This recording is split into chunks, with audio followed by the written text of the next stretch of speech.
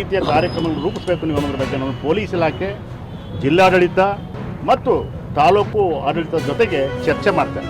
ಈ ಥರ ಘಟನೆಗಳಾದಾಗ ಸರ್ಕಾರಕ್ಕೆ ಏನು ಕೊಡಬೇಕು ಕೊಡ್ತದಾರೆ, ಯಾರು ಏನು ಮಾಡ್ತೀರಂತ. ನಾನು ಈಗ ಸರ್ಕಾರಕ್ಕೆ ಒಂದು ಪರ್ಮನೆಂಟಾಗಿ ರಿಹ್ಯಾಬಿಲಿಟೇಷನ್ ಮಾಡಬೇಕು ಆ ಸಂಸಾರಕ್ಕೆ ಅಂತಕ್ಕಂಥ ವ್ಯವಸ್ಥೆ ನಾನು ಮಾಡಬೇಕು ಅಂತ ಹೊರಟಿದ್ದೀನಿ. ಪರ್ಮನೆಂಟಾಗಿ ಆ ಒಂದು ಸಂಸಾರಕ್ಕೆ ಆ ಹುಡುಗನಿಗೆ ಈಗ ಆ ಹುಡುಗನಿಗೆ ಕೆಲಸ ಇಲ್ಲ, ಊರಿಗೆ ಹೋಗ್ಲಿಕ್ಕೆ ಇವತ್ತು ಕೂಡ ಭಯಭೀತರಾಗಿದ್ದಾರೆ. ಅವ್ರಿಗೇನಾದರೂ ಪರ್ಮನೆಂಟಾಗಿ ರಿಹ್ಯಾಬಿಲಿಟೇಷನ್ ಮಾಡಲಿಕ್ಕೆ ಸಾಧ್ಯತೆ ಉಂಟಾ?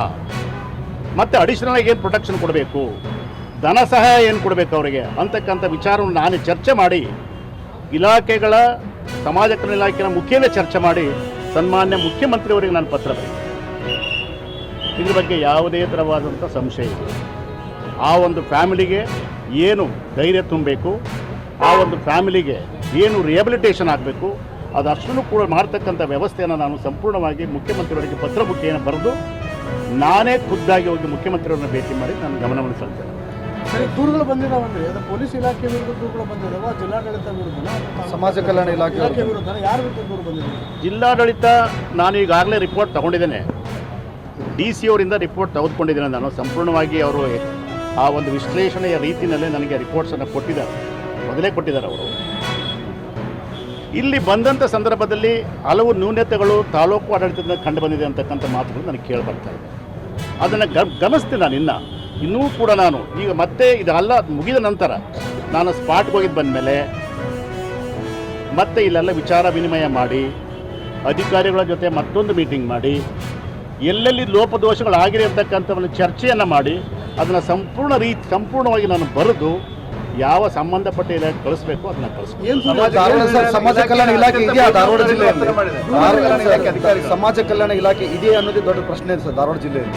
ಅದನ್ನು ಕೂಡ ಜನ ಕೆಲವು ಮಂದಿ ಹೇಳಿದ್ದಾರೆ. ಈಗ ನನಗೆ ಇಲ್ಲಿ ತಾಲೂಕು ಸಮಾಜ ಕಲ್ಯಾಣ ಇಲಾಖೆ ನಮಗೆ ಸ್ಪಂದಿಸಿಲ್ಲ ಅಂತಕ್ಕಂಥ ಮಾತು ತಾಲೂಕಲ್ಲ ಸರ್, ಜಿಲ್ಲಾ ಸಮಾಜ ಕಲ್ಯಾಣ ಅಧಿಕಾರಿಗಳು ಅವರೇ ಎರಡು ಈಗ ಸರ್ ಇಲ್ಲಿ ಕೇಳಿದ್ರೆ ಅವ್ರು ಎಷ್ಟು ದಿವಸ ಮೇಲೆ ಬಂದಿದ್ದಾರೆ ಅಂತ ಕೇಳಿದ್ರೆ ಎಷ್ಟು ದಿವಸ ಮೇಲೆ ಬಂದ್ರ ಸರ್ ಸಮಾಜ ಕಲ್ಯಾಣ ಇಲಾಖೆ ಅಧಿಕಾರಿ? ಹೇಳಿದ್ದೀನಿ.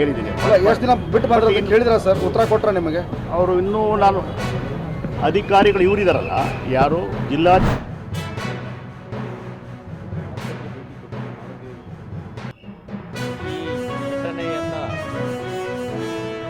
ನಾನು ಶ್ರೀರಾಮ್ ಸೇನೆ ವತಿಯಿಂದ ಉಗ್ರವಾಗಿ ಖಂಡಿಸ್ತಾ ಇದ್ದೀನಿ. ಡಾಕ್ಟರ್ ಅಂಬೇಡ್ಕರ್ ಕನಸು ಇನ್ನೂ ನನಸಾಗಿಲ್ಲ ಅನ್ನೋದಕ್ಕೆ ಇದೊಂದು ಸಾಕ್ಷಿ ಇದೆ. ಸರ್ಕಾರ ಸರಿಯಾದ ಕ್ರಮ ತಗೊಳ್ತಾ ಇಲ್ಲ ಅನ್ನುವಂಥದ್ದು ಕೂಡ ಇದಕ್ಕೊಂದು ಸಾಕ್ಷಿ ಅಂತ ಹೇಳ್ಬೋದು. ಹೊಡೆದವರಿಗೆ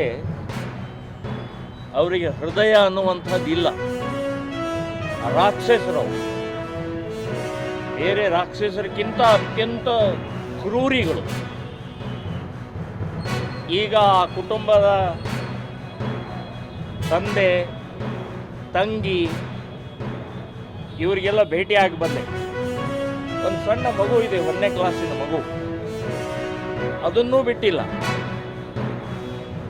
ಮತ್ತು ಸ್ವಂತ ಮಗಳ ಬಸುರಿ ಆಗಿದ್ದಾರೆ, ಪ್ರೆಗ್ನೆಂಟ್ ಆಗಿದ್ದಾರೆ. ತನ್ನ ಮೊಮ್ಮಗನೋ ಮೊಮ್ಮಗಳು ಹುಟ್ಟುತ್ತಾಳೆ.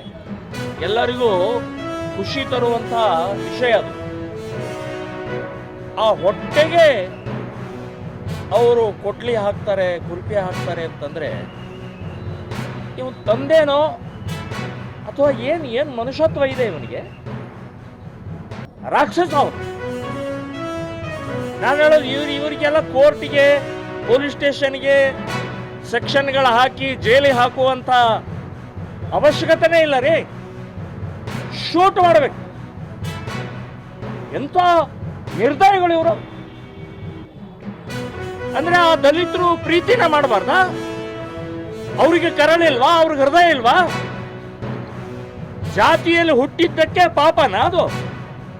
ಎಂಥ ಮತ್ತು ಅವ್ರು ಹೇಳೋ ಪ್ರಕಾರ ಪ್ರತಿಯೊಬ್ಬರು ಕೊರಳಲ್ಲಿ ಗುಂಡ್ಗಡಿಗಿದ್ದಾರೆ. ಬಸವಣ್ಣನವರ ಪ್ರತಿಯೊಂದು ವಾಕ್ಯವನ್ನು ನಡೆಸುವಂತ ಆ ಕುಟುಂಬ ಅದು ಪ್ರತಿಯೊಬ್ಬರು ಕೊರಳಲ್ಲಿದೆ. ಈ ರಾಕ್ಷಸರು ಕೊಂದವರು ನಿಮ್ಮ ಕೊರಳಲ್ಲಿದೆ ನೋಡ್ಬೇಕು, ಸಂಶಯ ಬರ್ತಾ ಇದೆ ನೀವು.